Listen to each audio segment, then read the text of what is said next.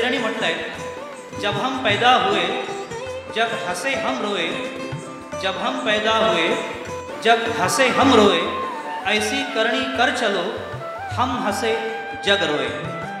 संत कबीरांच्या उपरोक्त दोह्यातील आशयानुसार ज्यांनी सत्कार्यामध्ये आपला देह ठेवला त्या श्री संत शिरोमणी जगनाडे महाराज व समाजभूषण विश्वविख्यात थोर शास्त्रज्ञ डॉक्टर मेघनाथ शहा, तद्वतच बहुजन समाजातील सर्व थोर संत व महापुरुषांना माझं विनम्र अभिवादन.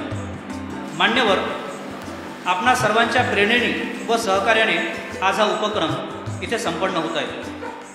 प्रत्येक उपक्रम हा समाज संघटन व चळवळीकरिता मैलाचा दगड असतो. वर्तमानाचा भूतकाळाशी व भविष्याशी संबंध जोडणारी एक कडी म्हणून या उपक्रमांची गरज व आवश्यकता असतं. याद्वारे समाज मनातल्या विचारांची देवाणघेवाण घडवून आणणे शक्य होते व समाजाची दशा व दिशा यावर चिंतन करून योग्य वाटचाल करणं सोयीचं होतं. म्हणून हा उपक्रम. संपूर्ण महाराष्ट्रातील तेली समाजाच्या 60% तेली समाज हा एकट्या विदर्भात आहे. परंतु विदर्भ आणि संपूर्ण महाराष्ट्रात तेली समाज राजकीयदृष्ट्या उपेक्षित आहेत, कारण आम्ही संघटित नाही. परिणामी औद्योगिक, शैक्षणिक, सांस्कृतिक, प्रशासकीय इत्यादी क्षेत्रात समाजाची स्थिती अतिशय चिंताजनक व खेदजनक आहे.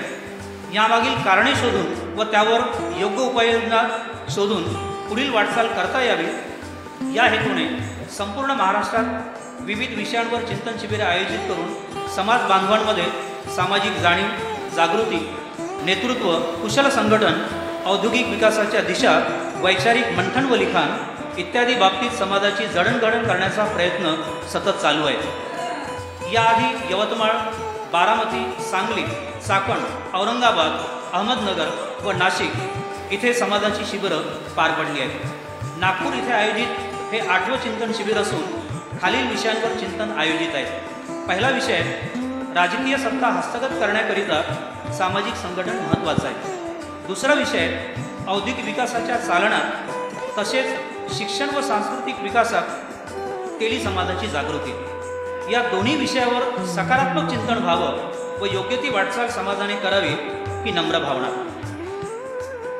असं म्हटलं जातं, नजर बदलो तो नज़ारे बदलते हैं, नज़र बदलो तो नज़ारे बदलते हैं, अपनी सोच बदलो तो सितारे बदलते हैं, और समाज रूपी नाव की दिशा बदलो तो किनारे अपने आप मिलते हैं. याला मी थोडंसं एलॅबोरेट करतो आहे. ती नजर म्हणजे आम्ही आपली व आपल्या समाज बांधवांची शक्ती, योग्यता व क्षमता ओळखणं. ती सोच म्हणजे इतरांच्या मागे न धावता व इतरांचं नेतृत्व न स्वीकारता स्वतःचे व समाज बांधवांचे नेतृत्व स्वीकारणे, जेणेकरून समाजाचे सितारे म्हणजेच आमचं नशीब, समाजाचं नशीब उज्ज्वल होईल. व ती नाव म्हणजे समाज संघटन किंबहुना आमची एकता होय, की जेणेकरून समाजाला अपेक्षित किनारे म्हणजेच आमचं उद्दिष्ट साध्य करता येईल. मान्यवर, म्हणून हा उपक्रम आहे. आर्थिक, सामाजिक, राजकीय, शैक्षणिक, सांस्कृतिक व प्रशासन इत्यादी क्षेत्रामध्ये समाजाची संख्यात्मक व गुणात्मक प्रगती घडवून आणण्याची असेल तर सर्वांनी मनाचा मोठेपणा दाखवून संघटित प्रयत्न करणे व काळानुरूप नवीन विचारांना स्वीकारणे हाच एकमेव उपाय आहे. ज्यांनी मोठा विचार केला त्यांचीच प्रगती झाली हा इतिहास आहे. United we stand and divided we fall. मित्रांनो, शिबिरं अनेक होतात, मिटिंगा अनेक होतात, सभा अनेक होतात, परंतु निष्पन्न काही मात्र होत नाही. आणि हा या समाजाचा एक दृष्टिक्षेप आपण आधी जर पाहिला, या समाजाची आजची अवस्था पाहिली आणि पूर्वीची अवस्था पाहिली तर मला असं वाटतं की फारशी काही आपण त्यामध्ये प्रगती केलेली नाही. मित्रांनो, अतिशय दुर्दैवाने सांगायचं वाटतं, हा या महाराष्ट्रामध्ये 288 विधानसभेच्या सीट्स आहे, परंतु दुर्दैवाने या समाजामध्ये 2 नागपूरचे भाजपाने आमदार दिलेले आहेत, ते 2 आहे, आणि एक जयदत्तजी आहेत आणि एक आमचे तुमसरचे आहेत. मित्रांनो, समाज एवढा मोठा आहे, फक्त 4 आपले सभासद आहेत आणि तिकिटा देताना बोटावर मोजण्या इतक्या तिकिटा हे प्रत्येक राजकीय पक्ष देत असतात.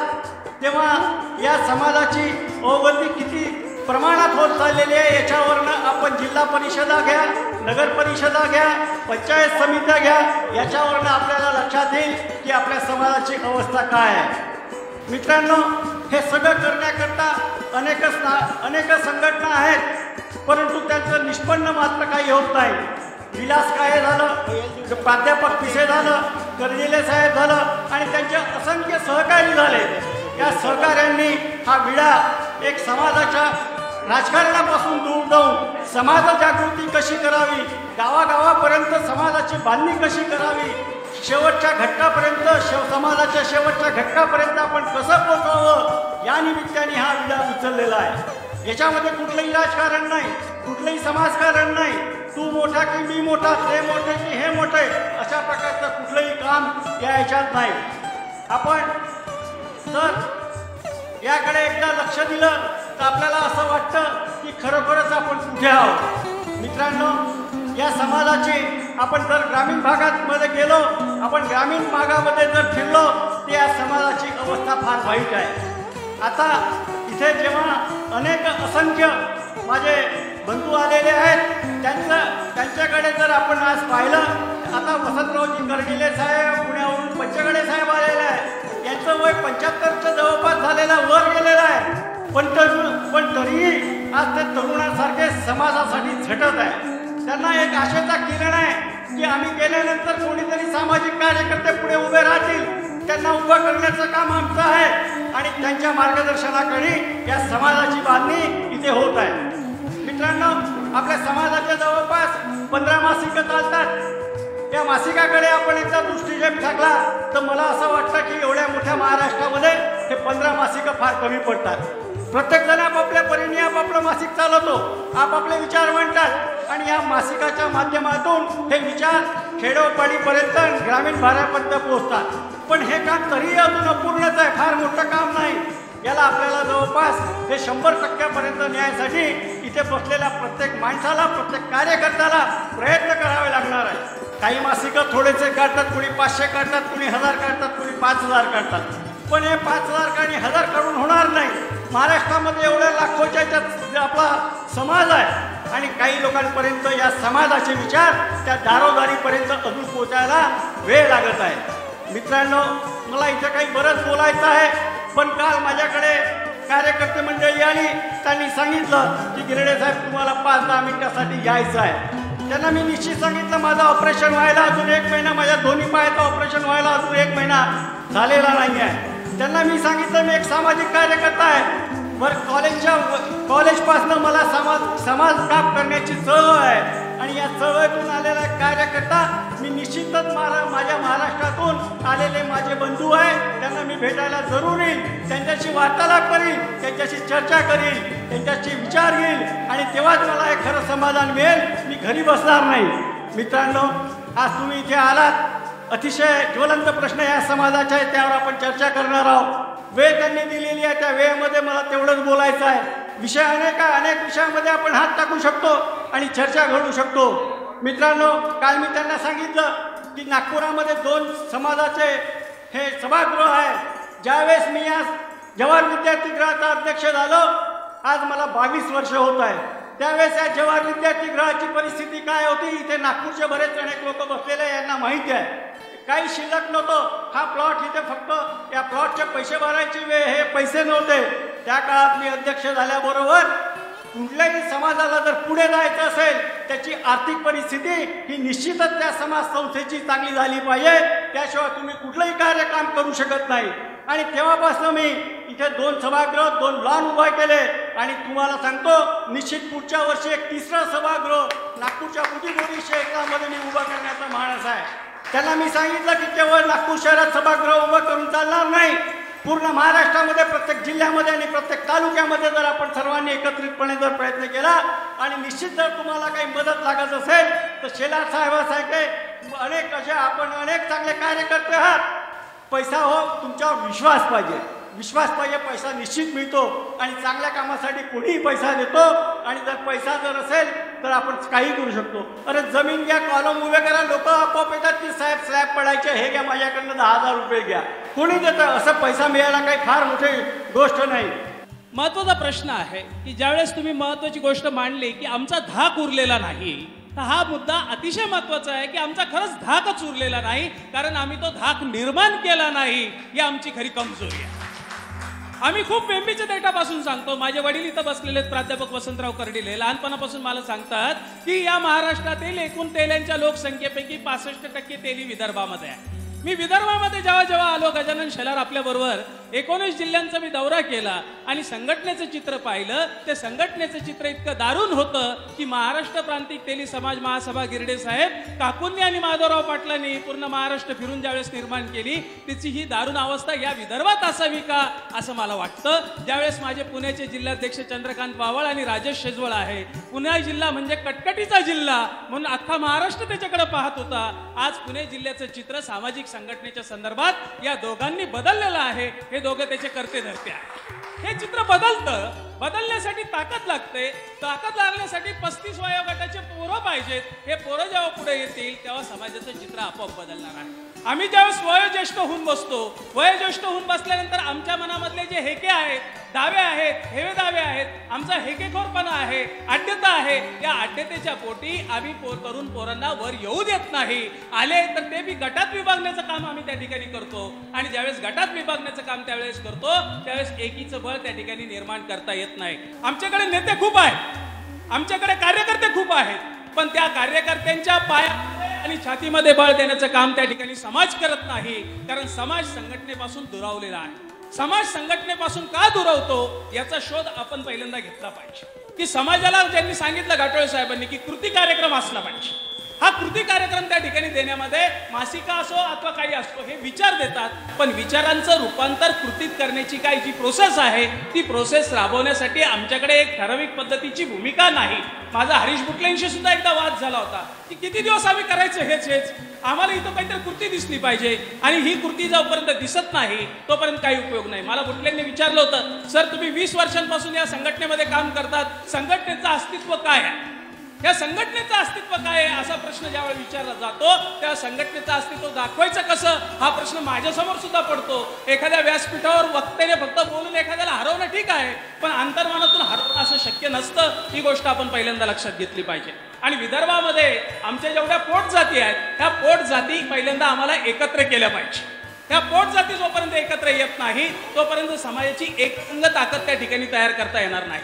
आणि म्हणून सामाजिक सत्ता पहिल्यांदा एकीकरणाच्या बाबतीत पाहिजे. आणि एकदा समाज एकत्र झाला की तिथं राजकारणामध्ये आपोआपच आपल्याला आपली ताकद निर्माण करता येणार आहे. म्हणून पहिल्यांदा समाजाचं एकीकरण, समाजकारण आणि समाजकारणातून राजकारण. कारण समाजकारण आणि राजकारण हे वेगळं वेगळं करता येत नाही, जसं दूध आणि पाणी वेगळं करता येत नाही. आमचे गजानन नाना म्हणत असतात राष्ट्रवादीचं काम करताना, आम्ही 80% समाजकारण करतो आणि 20% राजकारण करतो. नाना आपण 80% राजकारण करतो, 20% समाजकारण करतो पक्षाच्या व्यासपीठावर. पण मला या ठिकाणी समाजाच्या व्यासपीठावर पहिल्यांदा लक्षात घेतलं पाहिजे की आपण या ठिकाणी 80% समाजकारण करा, 80% नाही 100% समाजकारण करा. या समाजकारणामधून मांडवकरांनी सांगितलं होतं एक पोरगा राजकारणात टाका. मी सांगतो एकदा समाजकारण जर चांगलं तयार झालं तर सगळेच पूर्ण हुशार जरी असतील तरी ते राजकारणाची वाट चोखळल्याशिवाय राहणार नाही, कारण ती ताकद येते. आज इथं पोहाणे साहेब बसलेले आहेत, आज एवढा मोठा उद्योगपती आहे, अगदी तरुण वयात आहे. मी फक्त ऐकून आहे की या माणसाचं शांघायमध्ये, चीनमधल्या शांघायमध्ये सुद्धा ऑफिस आहे आणि तिथून वॉटर प्युरिफायरचं काम त्या ठिकाणी चालवतात. एवढा मोठा उद्योगपती आज आपल्याबरोबर आहे आणि याची दखल आपल्याला नाही, कारण समाज म्हणून आपल्याकडे पाहण्याची ही नाही. आणि म्हणून समाजाचं एकत्रीकरण जोपर्यंत करत नाही तोपर्यंत होणार नाही. गिरडे साहेब तुम्ही म्हणालात ते बरोबर आहे, समाज पैसा द्यायला तयार आहे, पण तो कोणाच्या भरोश्यावर द्यायचा हा प्रश्न समाजापुढे आहे. आणि हा भरोसा देण्याचं काम पहिल्यांदा आम्ही समाजकारण करणाऱ्यांनी केलं पाहिजे. एवढंच या ठिकाणी व्यक्त करतो आणि आपली रजा घेतो. जय संताजी. जे रेग्युलर चालू होती, जे चांगलं चालू होतं, जे सुखी होतं आपण, ते काम फक्त 5 मिनिटं केल्यामुळे आपल्याला कुठेतरी डिस्टर्ब झालेलं आहे. ते त्या बॅडच्या रकान्यामध्ये असे 8-10 पॉईंट लिहा. त्यानंतर त्याच्या बाजूचा रकाना असतो एबल, एबल लिहा. एबल लिहिला. एबलच्या रकान्यामध्ये काय लिहाल तुम्ही? नितीन सर 2 मिनिटं. जय संताजी. आहे आठवण आहे.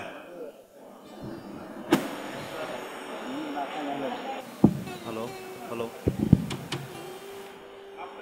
चहाची गरज हे सर्वांच्या चेहऱ्यावर दिसत आहे, म्हणजे सर्वांना थकवा आलेला आहे. तरी मी एक 10 मिनिटं घेतो, कारण जास्त वेळ बोलल्यानंतर तुम्ही ऐकण्याच्या मनस्थितीत नाही असे तुमच्या चेहऱ्यावरचे भाव सांगत आहे.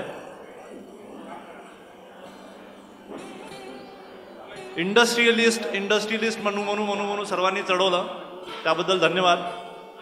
जेव्हा इंडस्ट्रियलिस्ट होतो तेव्हा कोणी विचारत नव्हतं, म्हणजे कुत्रंही विचारत नव्हतं असं म्हणायला हरकत नाही. पैसे देऊनच ॲड द्यावी लागत होती आणि पैसे दिल्यानंतरच माझ्याबद्दल लिहिलं जात होतं. त्यानंतर समाजसेवा सुरू केली, तर सामाजिक कार्यामध्ये जेव्हा वेगवेगळ्या प्रकारे कमवलेला पूर्ण पैसा उडवायला लागलो, म्हणजे घरच्यांच्या नजरेत ते उडवणं होतं, समाजाच्या नजरेत समाजकार्य होतं, माझ्या नजरेमध्ये काहीतरी करायचं होतं असं होतं. तर घरचे जेव्हा म्हणायचे की उडवायला लागलो, तरीही पेपरमध्ये यायचं नाही. कितीही मोठं काम केलं तरी कोणी जायचं, कारण मी निस्वार्थ सेवा करत होतो आणि ते खर्च पूर्ण कमवलेला पैसा, मग न्यूझीलंड ऑफिसमधून येऊ की चायना की मुंबई दिल्ली कुठूनही येऊ, मी तो खर्च समाजासाठी करत होतो. कधीच पेपरमध्ये आलं नाही, कारण माझी इच्छाही नव्हती की पेपरमध्ये द्यावं त्या गोष्टीला. मग जेव्हा राजकारणात आलो, म्हणजे जेव्हा लोकांना माहीत पडलं की आता खासदारसाठी हा उभा होणार आहे नितीन पोहाने, तर न सांगता आपोआप पेपरमध्ये यायला लागलं. काही केलं नाही तरी 5,000 रुपये जरी कोणाला दिलं तरी मोठ्या फ्रंट पेजवर हेडलाईन बिलकुल की नितीन पोहाने यांनी हे केलं ते केलं, PR एक मेंटेन करावं लागलं हे ते करताना. म्हणजे सांगायचं तात्पर्य असं की काही न करता खूप मोठा वाजागाजा होतो, आणि जेव्हा खरंच काहीतरी करत होतो तेव्हा कोणी विचारत नव्हतं. पण अजूनही या सर्व व्हर्सटाईल ॲक्टिव्हिटीज करताना, वेगवेगळ्या प्रकारच्या ॲक्टिव्हिटीज करताना, जर माझे एक मोटिवेशनल स्पीचेस होतात, शोज होतात, त्याच्यामध्ये तिकीट असते 6,400 रुपये पर हेड. फक्त 2.5 तासाचा शो असतो, त्याच्यामध्ये मोटिवेशनल स्पीच दिला जाते आणि मोटिवेशनल स्पीचसोबत प्रोफेशनल ट्रेनिंग असते की इंडस्ट्री कशी डेव्हलप केल्या जाते. त्याच्यानंतर इंडस्ट्री डेव्हलप करून टॉप ऑफ द वर्ल्ड, जगातली सर्वात मोठी इंडस्ट्री कशी बनवली जाते. आणि आमच्या कंपनीच्या कोर व्हॅल्यूजमध्ये लिहिलं आहे स्पीक फ्रॉम एक्सपिरियन्स, म्हणजे जे काही बोलायचं ते अनुभवातून बोलता येतो. आम्ही बिना अनुभवाचं आम्ही काहीच बोलत नाही. तर मग अनुभवातून बोलायचं होतं आणि तो प्रोग्राम मला घ्यायचा खूप 10 वर्षापासून इच्छा होती की असा प्रोग्राम मी सुरू करू इच्छितो. पण मी स्वतःच टॉप ऑफ द वर्ल्ड पोहोचलो नव्हतं, तर मी कसं घेऊ हा प्रश्न पडला होता. तर नागपूरमध्ये 2012मध्ये जो एक इंटरनॅशनल एक्सपो झाला, त्याच्यामध्ये टॉप ऑफ द वर्ल्डचा जो अवॉर्ड आम्हाला मिळाला. मग 2012मध्येच 11व्या महिन्यामध्ये पहिला शो मी घेतला चंद्रपूरमध्ये प्रियदर्शिनी हॉलमध्ये. मग त्याच्यानंतर पूर्ण भारतभर झाला, चायनामध्ये झाले शो माझे. तर ते जे प्रोफेशनल ट्रेनिंग होतं किंवा ते जे मोटिवेशनल स्पीच होतं, त्याच्या टाइम्स ऑफ इंडियामध्ये सुद्धा कव्हर पेज फुल पेज राहायची ॲड. त्याच्यामध्ये आता इथे प्रोजेक्टर नसल्यामुळे मी तुम्हाला पेपरमध्ये दाखवतो. टाइम्स ऑफ इंडियामध्ये पहिले छोटीशी कुणाचं नाव एखाद्या कोपऱ्यात राहायचं तरी खूप हेवा वाटायचं की आपलं नाव केव्हा येईल. आज टाइम्स ऑफ इंडियाच्या कव्हर पेजवर आणि प्रत्येक मॅक्झिमम पेजच्या कव्हर पेजवर, माझे पेपर्सच्या कव्हर पेजवर माझा फोटो असताना मला खूप आनंद आला. मला ॲक्च्युली हे दाखवायचं नव्हतं, मला हे दाखवायचं आहे की इथे जे मायनसचं चिन्ह दिलं आहे, म्हणजे या प्रोग्रामचं, हे माझं पुस्तक आहे dream to win, born to win, live to win, win to win. या पुस्तकाचं पहिलं पेज आहे सपने सभी देखते हैं, सपने सभी के पूरे होते हैं, सपनों को पूरा करने के लिए ज़रूरी है अंत तक वही जोश, वही जुनून, वही आत्मविश्वास, वही आत्मशक्ती जो शुरू में थी. म्हणजे एखादा नवीन व्यवसाय आपण सुरू करतो, पहिल्या दिवशी खूप मस्त जोशमध्ये असतो, मस्त हार वगैरे लावून एकदम कोणी आलं तर एकदम आइए सर एकदम, म्हणजे एकदम त्याला असं स्वागत करतो त्याचं आपण की असं वाटतं की त्याला म्हणजे असं अरे किती म्हणजे जोशमध्ये आहे. दुसऱ्या दिवशी थोडंसं कमी, तिसऱ्या दिवशी कमी कमी कमी कमी कमी होत शेवटी असं वाटते घर चालत आहे ना आपलं, ठीक आहे ना, ते चुलीत गेले स्वप्न टॉप ऑफ द वर्ल्ड वगैरे बनायचे किंवा इकडे सरांचे 10 पेट्रोल पंप टाकायचे स्वप्न वगैरे जे पहिल्या दिवशी होते, मग असं हळूहळू वाटायला लागते की आता झालं ना, बस झालं, न्यूझीलंड झाला, चायना झाला, आता कशाला कॅनडामध्ये सुरू करायचं ऑफिस. म्हणजे असे जे विचार आपल्या डोक्यात येतात आणि हळूहळू आपले जे जोश कमी होत जातो ना, शेवटी ते एक संथ गतीने वाहत जातो, म्हणजे ते आपल्यालाच समाधान नसते. आता त्याच्यासाठी लोक विचारतात की आमच्या DNA मध्येच नाही, आमच्या बाबांची तर इंडस्ट्री कधी होतीच नाही असं तसं. तर त्या लोकांसाठी हे जे मोटिवेशनल स्पीचचा जो प्रोग्राम होतो हा, त्याच्यामध्ये असं येईल मायनस म्हणजे कर्जातून, म्हणजे कर्जात असणं, म्हणजे मायनसमध्ये असणं, कर्जात असणं. तर कर्जातून बाहेर निघण्याचा मार्ग पॉईंट 1. पॉईंट 2 शून्यामध्ये गेल्यानंतर म्हणजे शून्यातून साधारण जीवन जगण्याचा मार्ग. मग साधारण जीवनातून यशस्वी जीवन जगण्याचा मार्ग. मग यशस्वी जीवनातून टॉप ऑफ द वर्ल्ड बनायचं. हे एक फॉर्म्युला आहे, तो फॉर्म्युला इथे लिहिलेला आहे आणि तो फॉर्म्युला कसा ॲक्टिवेट करता येतो किंवा कसा वर्क करतो ते माझ्या त्या 2.5 तासाच्या स्पीचमध्ये असते. आणि आजपर्यंतचा रेकॉर्ड आहे ते 2.5 तासाच्या स्पीच कधीच संपलं नाही, कारण ते 2.5 तासाला 11:47 सुरू होतं, टायमिंग आहे याच्यामध्ये, आणि 2:17 असतो. सुरू बरोबर 11:47लाच होते, पण संपतो जो आहे तो रात्री 8-9 वाजेपर्यंत संपतो. म्हणजे हा जो कार्यक्रम होतो याच्यामध्ये आमची गॅरंटी असते की जोपर्यंत कम्प्लिटली तुम्ही सॅटिस्फाईड होत नाही किंवा कम्प्लिटली तुम्हाला तुमचे प्रश्नांची उत्तर किंवा सोल्युशन भेटत नाही, तोपर्यंत आम्ही कार्यक्रम थांबवत नाही. तो निरंतर चालू असतो. याच्यामध्ये DVD सुद्धा मार्केटमध्ये अवेलेबल असतात. याच्या 1100 रुपयाला एक DVD विकला जाते. तर या शोमध्ये जे काही होते एक संक्षिप्त, मला वेळ यांनी जास्त दिला नाही त्याच्यामुळे मी तुम्हाला संक्षिप्त सांगतो की याच्यामध्ये आम्ही काय शिकवतो. याच्यामध्ये एक चार्ट असतो तुमचा, जसं एक ब्लँक पेपर तुमच्या समोर ठेवलेला आहे, यांनी पॅड दिलेले होते. एक जर तुमच्या मुलांच्या किंवा तुमच्या भावाच्या किंवा कोणाच्या तरी कामात येईल ती वस्तू, जे मी तुम्हाला सांगत आहे आता. हा जो मी जे काही बोलत आहे ना ते खूप सिरियस गोष्ट आहे आणि सिरियस गोष्ट नेहमी बोर होते. त्याच्यामुळे, आणि तेही या वेळेवर जेव्हा जायची वेळ आहे, जेव्हा तुम्ही थकले आहे, जेव्हा तुम्हाला एकदम म्हणजे असं वाटत आहे की केव्हा संपते आणि केव्हा घरी जातो, घरची वाट पाहता असा विचार पडतात, त्या वेळेवर मी हे सिरियस गोष्ट, ही बोरिंग गोष्ट तुम्हाला सांगत आहे. तर बोर होऊ नका, सिरियस आहे, कामाची आहे. जे सांगत आहे ते थोडंसं नोट करून घ्या.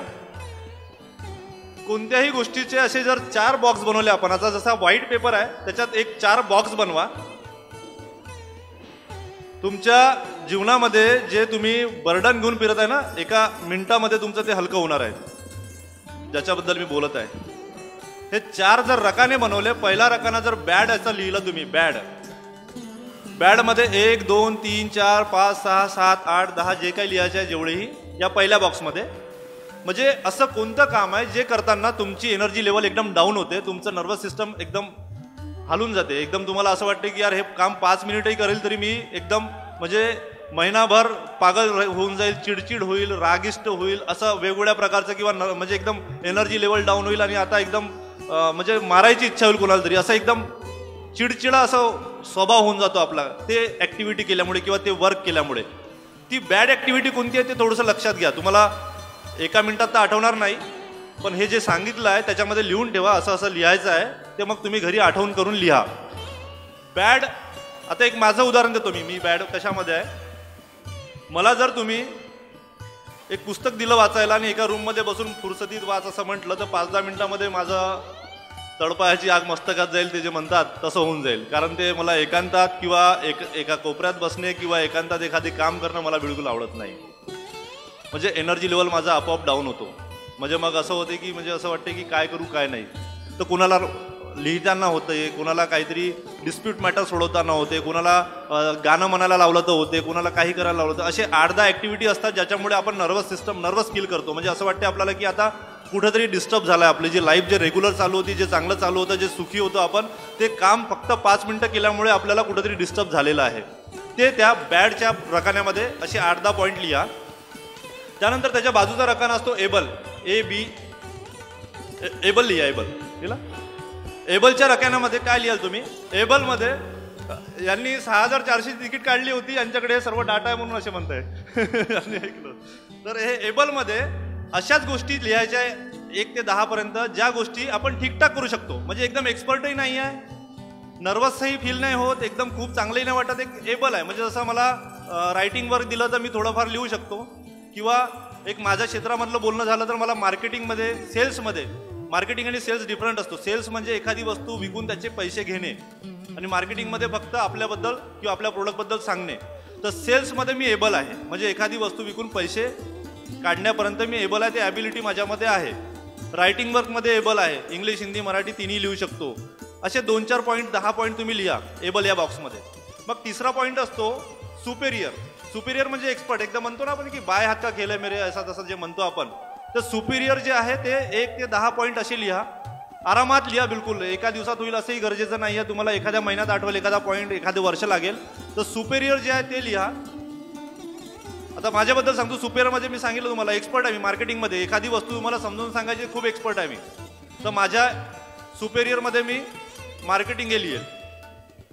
मग शेवटचा रकाना असतो distinct portrait, DISTINCT, distinct forte, FORTE. Distinct forte म्हणजे असं कोणतं काम आहे जे तुम्ही करताना एकदम एनर्जेटिक फील करता. म्हणजे ते काम जर मी तुम्हाला 5 मिनिटं जरी करायला दिलं तर असं होईल की महिनाभर तुम्हाला जेवायला नाही दिलं ना मी, किंवा तुम्हाला एकदम किती नुकसान होत आहे, काही होत आहे, कोणी शिवाय देत आहे तुम्हाला येऊन, किंवा काही तुम्हाला डाऊन करण्याचा प्रयत्न करता, किंवा बॅड ॲक्टिव्हिटी जरी तुम्हाला करावं लागत आहे तरी तुमच्यावर काहीच फरक पडत नाही. तुम्ही एकदम हवेत उडत आहे असं तुम्हाला फील होते. तुम्हाला असं वाटते की आता मला सर्व काही भेटलं, आता म्हणजे मृत्यू आला तरी काही फरक पडणार नाही. या लेवलची जे फिलिंग येते, एकदम हवेत उडल्यासारखं वाटायला लागते, एकदम एनर्जेटिक फील होते, ते म्हणजे तुमचे डिस्टिंक्ट पोर्टे आहे. जे तुम्हाला कधी वेळ नाही मिळाला त्याबद्दल विचार करायचा. तो डिस्टिंक्ट पोर्टे कोणता आहे तो विचार करा.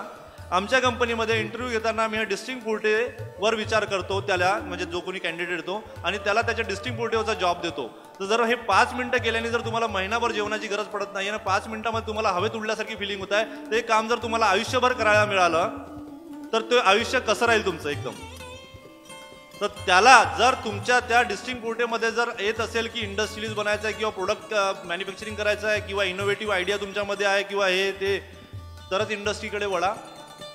मग तो मॅटर नाही आहे की तुमच्या DNA मध्ये किंवा तुमच्या खानदानीमध्ये कोणी केलं की नाही केलं, कधी इंडस्ट्रीज बनला होता की नाही बनला, त्याच्याशी काही संबंध नाही आहे. कारण बाप जर 10वी शिकला असेल तर पोरगा ग्रॅज्युएट होतो, ग्रॅज्युएट असेल तर बाप जर ग्रॅज्युएट असेल तर पोरगा पोस्ट ग्रॅज्युएट होतो. हे आपण पाहत आहे. जर मग त्याच्या वडिलांनी कधी ग्रॅज्युएशन बघितलंच नव्हतं, मग तो जेव्हा ग्रॅज्युएट बनू शकतो, मग आपल्या वडिलांनी जरी इंडस्ट्री सुरू नाही केली तर आपण इंडस्ट्रियलिस्ट नाही बनू शकत. हे चुकीचं आहे. आपल्या DNA मध्ये ती गोष्ट असणं गरजेची नाही आहे. आपला जो इंडस्ट्रियलिस्टचा DNA असतो तो रक्तामधून येत नाही, ते तुमच्या कर्तृत्वामधून म्हणतो.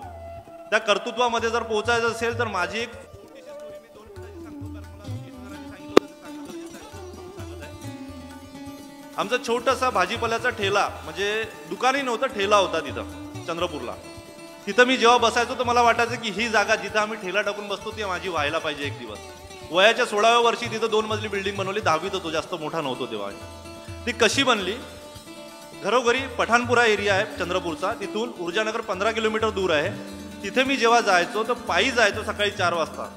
आपल्या तेली समाजाचे मातोश्री विद्यालयाचे जे ओनर आहेत नंदू खनकेजी, ते मला पुष्कळदा तिथं रस्त्यावर भेटायचे. मला लाज वाटायचं की मी घरोघरी टूथब्रश विकायला चाललो तर मी त्यांना म्हणजे त्यांना बघून मी धावल्याचं सोंग करायचो की नाही काही नाही, मी रनिंग मारायला चाललो, शाळेच्या चॅम्पियनशिप आहे त्याच्यामुळे मी रनिंग असं म्हणजे लपवायचो. मला लाज वाटायची ती गोष्ट की हा घरोघरी जाऊन टूथब्रश, कारण घरोघरी जेव्हा जातो तर कुणी दार आपटते तोंडावर, कुणी शिव्या देते आणि कुणी दारावर लिहूनच ठेवते कुत्तो कोर सेल्समन को आना मना आहे.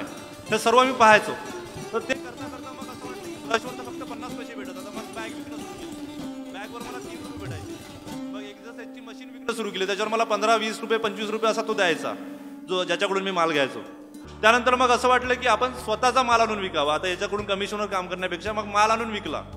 मग 11वी मध्ये जसं एंट्री केली मी, असं करता करता पैसे कमवता तर कम्प्युटर कसं असते पाहायचं होतं आम्हाला. तर जेवढे मित्र होतो आम्ही म्हटलं कम्प्युटर पाहून येऊ चला आपण कसं राहते. तर आता कोणी दाखवणार तर नाहीये, त्या काळात कम्प्युटर नव्हतं 1996 मध्ये. तर ॲपटेक एक नवीन इन्स्टिट्यूट सुरू झालं होतं.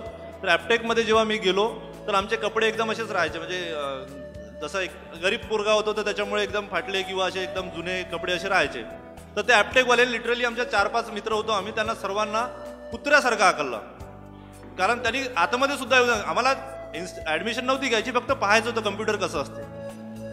तर सर्वांना खूप वाईट वाटलं. सर्वांनी एक इमोशनल डायलॉग मारली, साला बोले अपने पास पैसा होता तो अपने. मला एक आणि पुन्हा वेगळी डायलॉग, नदीम मिर्झा म्हणतो दुबईला आहे आता, तो म्हणे अपना खुद का इन्स्टिट्यूट डालेंगे आपण.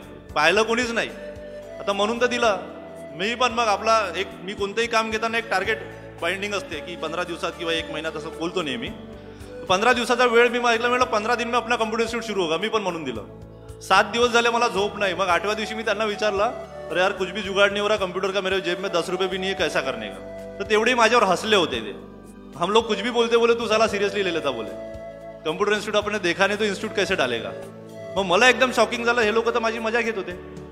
मग मी एका वसंत मेडिकलवाल्याकडे गेलो. त्याला म्हटलं की माझ्याकडे पैसे नाही पण इन्स्टिट्यूट टाकायचं आहे, माझं असं प्लॅनिंग आहे, हे आहे ते आहे. तो म्हणे ते वरचा रूम आहे एक छोटीशी, एकदम म्हणजे रूमही नव्हती, फक्त ते असं एक ओबडधोबड एक जागा होती, ती त्याने दिली. कसं तरी करून मी 5 दिवसामध्ये इन्स्टिट्यूट सुरू केलं स्वतःचं कम्प्युटर इन्स्टिट्यूट. आणि त्यानंतर मग विचार केला की हे इन्स्टिट्यूटमधून शिकून गेल्यानंतर पुन्हा तर शिकायला येणार नाही, कारण तेव्हा 7,000 8,000 फीज व्हायची. तेव्हा मी 1500 रुपयात MS ऑफिस वगैरे शिकवायचो. माझ्याकडे शिक्षक तेव्हा होते, ITIचे प्रिन्सिपल, इंजिनिअरिंग कॉलेजचे लेक्चरर्स. मी होतो 16 वर्षाचा, 16, 16.5, 17 वर्षाचा. पण माझ्याकडे जे लेक्चरर्स होते ते इंजिनिअरिंग कॉलेजचे लेक्चरर्स होते, ITIचा प्रिन्सिपल होता. हे लोक येऊन कम्प्युटर शिकवायचे तेव्हा. तर ते कसं सुरू केलं ते माझ्या पुस्तकामध्ये जे ड्रीम टू विन येतं त्याच्यामध्ये लिहिलेलं आहे डिटेल, ते इन्स्टिट्यूट कसं सुरू केलं मी. तर सुरू केलं त्याच्यानंतर असं वाटलं की यांना कम्प्युटर विकणं गरजेचं आहे, म्हणजे त्यानिमित्ताने पुन्हा एक इन्कम जनरेट होईल. तर मग त्याच लोकांना मी कन्व्हिन्स केलं की तुम्ही शिकून गेल्यानंतर विसरून जाणार, त्याच्यापेक्षा एक कम्प्युटर घेऊन घ्या. मग त्यांना लोनची अरेंजमेंट करून दिलं. मग कम्प्युटर विकता विकता मग सेंट्रल इंडियातला सर्वात मोठा IT मॉल कम्प्युटर बिग बाजार तो स्वतःचा सुरू केला मी तिथं. त्याच्यानंतर STD मशीन्स, PCO, हे ते जे बाकीच्या मशिनरीज, वॉटर ट्रीटमेंट प्लांट, हे पाण्याची जी तुमच्यासमोर बॉटल दिसत आहे इरईच्या, सायरे साहेबांना मी प्लांट दिला होता वर्ध्यामध्ये आनंदवनला, सायरे इंडस्ट्रीज या नावाने. असं करता करता करता करता मग फिल्म इंडस्ट्रीमध्ये उतरलो. मराठी पिक्चर बनवले, त्याच्यानंतर हिंदी पिक्चर आता 1.5 महिन्यामध्ये येईल माझा, मिस्टर मनी, त्याच्यामध्ये कश्मीरा शाह, राजपाल यादव, असरानी वगैरे सर्व लोक आहे. एक ॲनिमेशन मूवी 1.5 वर्ष लागेल बनायला, बाल शिवाजी, जसं छोटा भीम येतो ना टीव्हीवर, तसं बाल शिवाजी एक ॲनिमेशन मूवी. असं वेगवेगळ्या वेगवेगळ्या बिझनेसमध्ये असं कोणताच जगातलं काम नाही जे मी नाही केलं आहे. दारू आणि बाकीचे चुकीचे कामं सोडून बाकी सर्व कामं मी म्हणजे असा प्रत्येक बिझनेसचा एक अनुभव घेतलेला आहे. आज ही कंपनी जी आहे माझी निप्पो, ही जे we are top of the world लिहिलेलं आहे, ही कंपनी आहे. आणि तुम्ही मला 2 शब्द बोलायचा चान्स दिला त्याच्याबद्दल खूप खूप धन्यवाद. परंतु हा चिंतन शिबिराचा प्रश्न, का चिंतन शिबिरामध्ये काय होतं आणि काय मिळतं, हे जर का बघितलं, 8वं चिंतन शिबिर होतंय आणि 8व्या चिंतन शिबिरामध्ये काय होतंय हे जर तर बघाय आत्मपरीक्षण केलं तर असं लक्षात येतं. परंतु हा चिंतन शिबिराचा प्रश्न, का चिंतन शिबिरामध्ये काय होतं आणि काय मिळतं, हे जर का बघितलं, 8वं चिंतन शिबिर होतंय आणि 8व्या चिंतन शिबिरामध्ये काय होतंय हे जर तर बघाय आत्मपरीक्षण केलं तर असं लक्षात येतं की समाजामध्ये कुठेतरी जागृती निर्माण होते.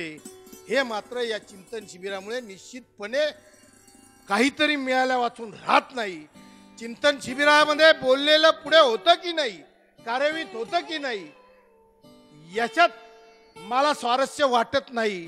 परंतु हे चिंतन शिबिर राजकीय हेतू ठेवून निश्चितपणे होत नाही, हे सुद्धा या ठिकाणी नमूद करावंसं वाटतं.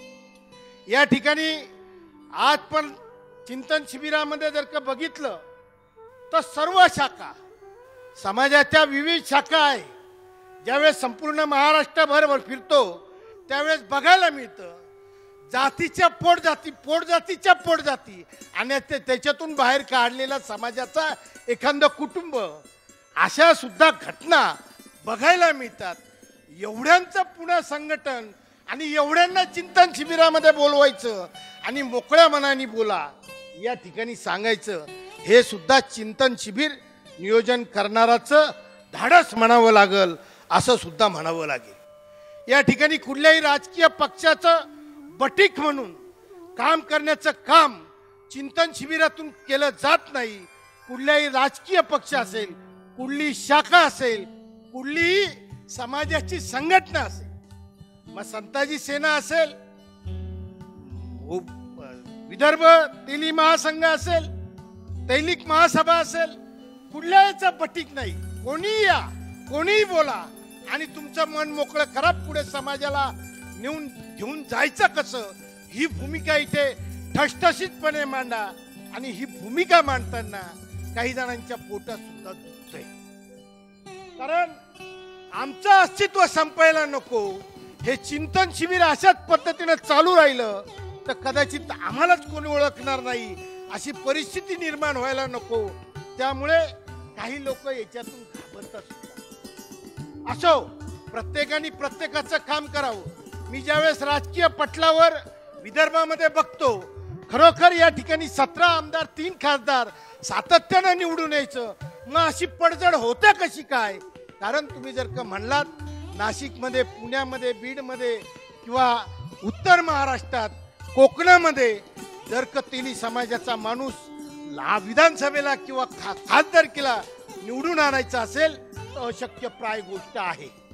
तरी आमच्यासारखे अनेक कार्यकर्ते आहेत का निर्भीडपणे कोणाशीही लढाई करायला तयार असतात, छातीची ढाल करतात आणि लढतात, न घाबरता स्वतःचं नेतृत्व स्वतःच्या ताकदीवर त्या ठिकाणी निर्माण करतात.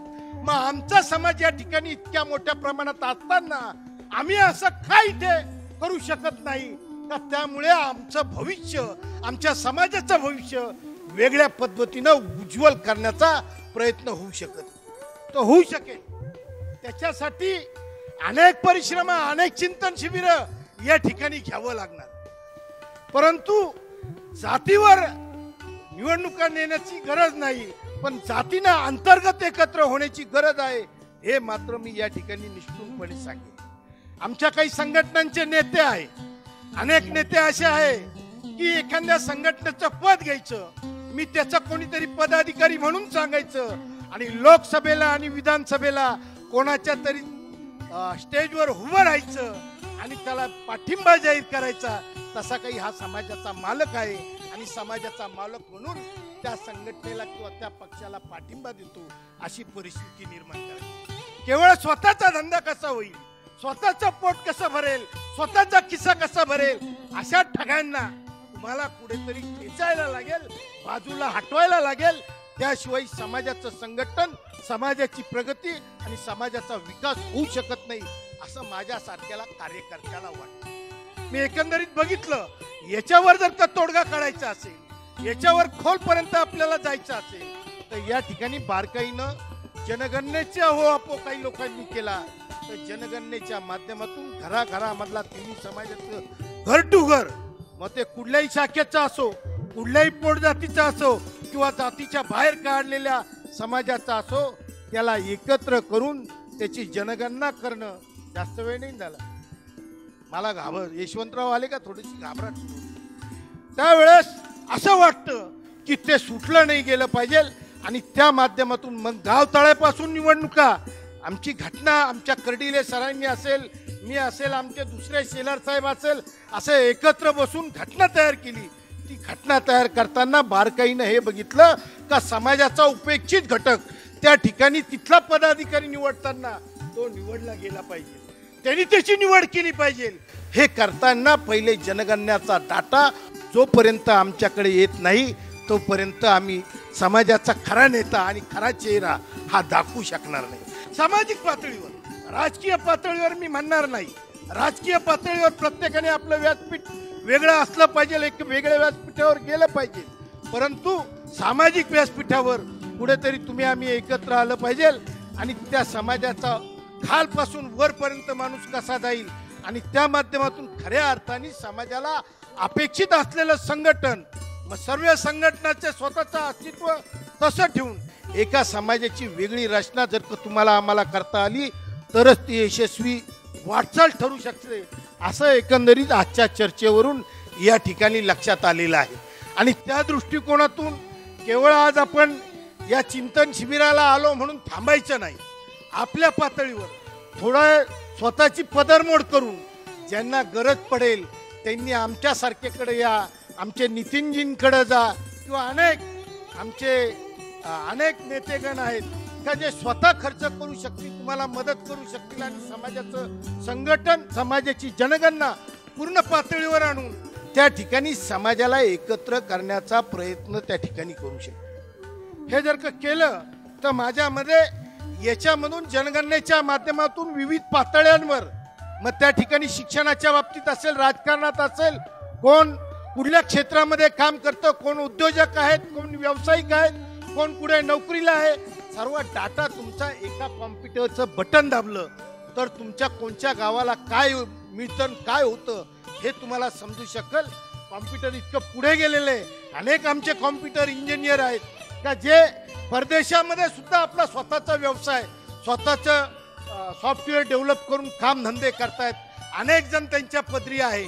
अशी परिस्थिती सुद्धा समाजाचे अनेक मोठमोठाले उद्योजक आहेत. राजकारणात असतील, राजकारणात सुद्धा मोठे उद्योजक आहेत आणि राजकारणाच्या बाबतीमध्ये मी तर हेच म्हणेन का समाजाचा माणूस असेल, समाजाचे इतर विरोधक आहे ज्यांनी आजपर्यंत राजकीय सत्ता स्वतःकडे ठेवण्याचा प्रयत्न केला, मग ते त्यांची जात फक्त धनशाहीची, पैसा त्यांच्याकडे आहे, त्यांनी हे राजकारण त्यांच्या मुठीत ठेवलं. त्यांना स्वतः सत्ता मिळवायची कशी आणि सत्तेचं गणित बसवायचे कसे याचा प्रयत्न सातत्यानं करतात. मधल्या काळामध्ये मी बघितलं की तुमचे मेघे साहेब आणि त्या ठिकाणी आपले वाघमारे साहेब निवडणुकीला उभे होते. आता साहजिक मागच्या वेळेस निवडून आले होते त्यावेळेस नाशिक जिल्ह्यातून काही छोटी मोठी थैली, जास्त नाही, हजाराच्या पट्टीमध्ये आम्ही काहीतरी निधी पाठवला होता. यावेळेस सुद्धा पुन्हा निवडून येतील अशी अपेक्षा होती, पण दुर्दैवाची गोष्ट ते पडले. का पडले? वाघमारे पडले? नाही, ते असेच पडले, असे नाही.